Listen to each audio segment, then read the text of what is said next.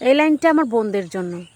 বোন, তোমাকেই বলছি, প্রেম করো ঠিক আছে, কিন্তু বয়ফ্রেন্ডকে স্বামী মনে করো না। খুশির চোটে নিজের মা বাবাকে বলে দিও না।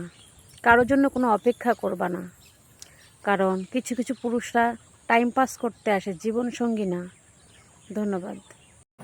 এই লাইনটা আমার বোনদের জন্য।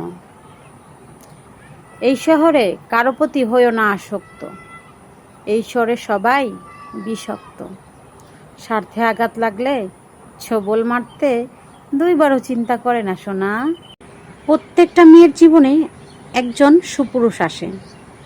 সে ধরে রাখতেও চায় না, চলে যেতেও দেয় না।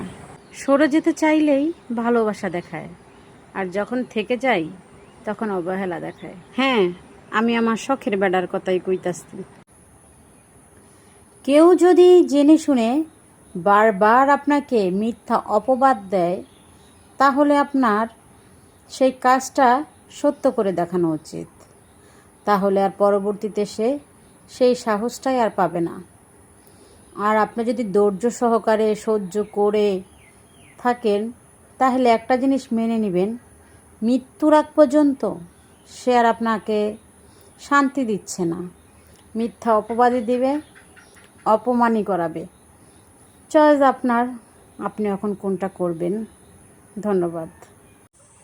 একটা হাতকে সুন্দর রাখতে আরেকটা হাত কতটা কষ্ট করে, সেটা আমার স্বামীকে না দেখলে আমি বুঝতেই পারতাম না। সময় আমাকে অনেক কিছু শিখিয়ে দিয়েছে। পরিবর্তন সময় মতো, প্রতিশোধ জায়গা মতো। একটু সময়ের অপেক্ষা। ভালোও আমি বাসবো, ঝগড়াও আমি করব। অন্যের হওয়া যাবে না।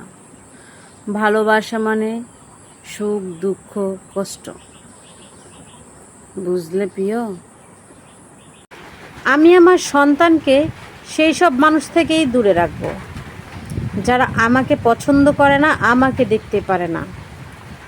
যারা আমাকে ভালোবাসে না, তারা কিভাবে আমার সন্তানকে ভালোবাসবে, এটাও আমার বিশ্বাস করতে হবে। আমি সেই সব মানুষ থেকে আমার সন্তানকে দূরে রাখবো যারা আমার স্বামীকে এবং আমাকে ভালোবাসে না। আমার আবার আগলা পিরিত সহ্য হয় না।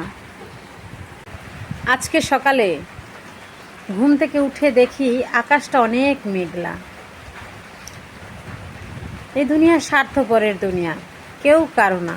থাকতে হবে সব সময় একলা। মেনে নিলে তুমি ভালো, না মেনে নিলে তুমি খারাপ। সহ্য করতে পারলে তুমি ভদ্র, না সহ্য করতে পারলে তুমি অভদ্র। এটাই আমাদের সমাজের নিয়ম।